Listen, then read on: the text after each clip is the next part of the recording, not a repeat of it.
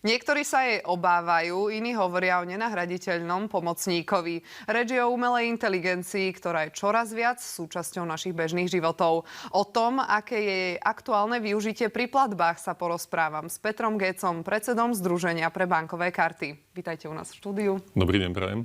Tak poďme teda na to. Hovorí sa, že umelá inteligencia môže byť dobrý sluha, ale aj zlý pán. My sa dnes budeme rozprávať o platbách. Ako je teda aktuálne umelá inteligencia implementovaná do procesov platieb na Slovensku a možno aj vo vzťahu k zahraničiu? Zatiaľ na Slovensku nemáme nejaké úplne konkrétne inštalácie alebo implementácie umelej inteligencie. Tento proces sa zatiaľ rozbieha, ale zatiaľ tie najsľubnejšie výsledky sú práve z oblasti bezpečnosti, to znamená predikcie fraudulentných transakcií. To znamená, umelá inteligencia dokáže vlastne monitorovať správanie jednotlivca a na základe toho vyhodnotiť, akým spôsobom asi pravdepodobne bude platiť, a v prípade, že príde transakcia, ktorá sa s týmto modelom nezhoduje, tak okamžite vygeneruje vlastne alarm alebo vygeneruje jednoducho pre vydavateľa karty správu a ten samozrejme môže konať. Tie výsledky sú veľmi dobré, len teda zatiaľ, ako som spomenul, je to len v začiatkoch. Takže v tomto prípade je to dobrý sluha. Áno, áno. Môže umelá inteligencia zlepšiť bezpečnosť online platieb?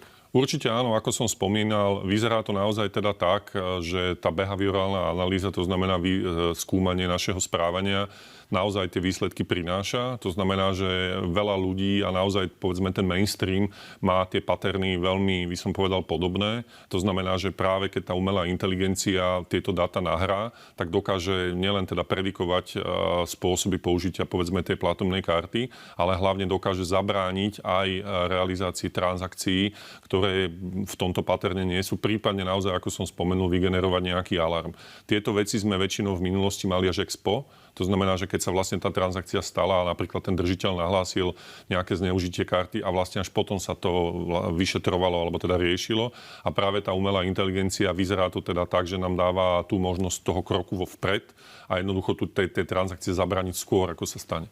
Veľmi populárne sú chatboty a to je jedna z tých obav, ktorá sa spája s umelou inteligenciou, že v podstate nahradia táto umelá inteligencia nahradí človeka. Je toto dnes nástroj, ktorý vie natoľko zákazníkovi pomôcť, že k tomu nepotrebuje, dajme tomu človeka?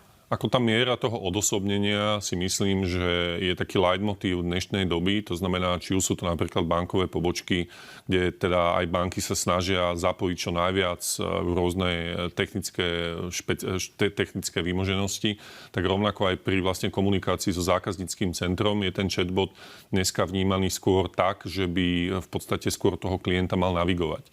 Boli určite pokusy napríklad to zákaznícke centrum úplne vylúčiť. To znamená, že mať iba chatbota alebo mať iba hlas v rámci umelej inteligencie. V rámci Slovenska s tým naozaj robia aj banky, mobilní operátori a podobne. Ale tá súčasnosť je skôr teda o tom, že napriek tomu, že vlastne tie modely sa naučili a myslím si, že sú veľmi vyspelé, tak je to skôr o tom, aby toho človeka čo najlepšie navigovali, povedzme na nejakého konkrétneho pracovníka, špecialistu, ktorý už mu dá vlastne tie odpovede na jeho otázky. Vy už ste to naznačili v úvode, že umelá inteligencia pomáha aj pri prevencii podvodov pri platbách. Tak ako? V prvom rade to, čo v minulosti nám trošku chýbalo, bolo nejaké globálne spracovanie dát, naozaj akože, ale globálne, to znamená, že nielen európske, ale povedzme celosvetové.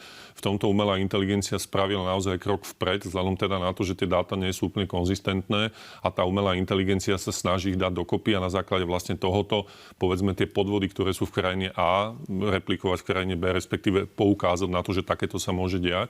No a znovu, ako som spomenul, to merito tej veci je práve v oblasti vlastne predikcie správania a na základe predikcie správania zase povedzme nejaká odozva, nejaká spätná väzba s vydavateľom karty alebo so samotným držiteľom. Jednou z tých výhod používania umelej inteligencie je aj taká taký zber a analýza dát. Ako môžu firmy využívať analýzu dát z umelej inteligencie na optimalizáciu svojich procesov platobných?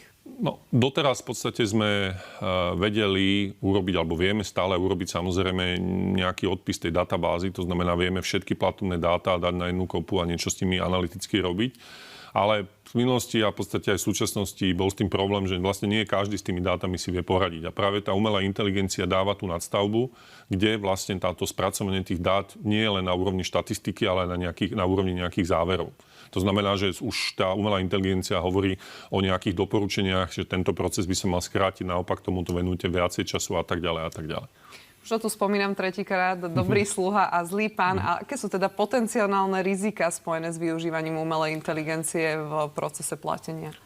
V podstate to riziko vo všeobecnosti pri zbere akýchkoľvek veľkých dát je plus minus rovnaké, je to manipulácia.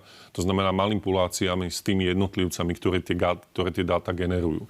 To znamená kompletná znalosť spotrebiteľského správania alebo platieb, alebo jednoducho informácia o tom, kde ten človek chodí, akým spôsobom, pokiaľ by sa dostala v nejakom globálnom meritku prostredníctvom umelej inteligencie do nesprávnych rúk, tak samozrejme môže byť zneužitá či už na nejaké nekalé politické ciele, alebo jednoducho na manipuláciu nejakej vybranej skupiny obyvateľstva. Je to riziko potenciálne naozaj vysoké?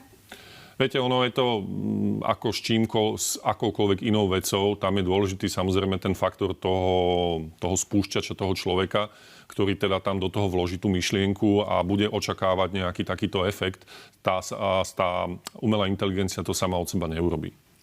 Poďme na záver na otázku. Aké sú trendy vo využívaní umelej inteligencii v oblasti platieb v nasledujúcich rokoch?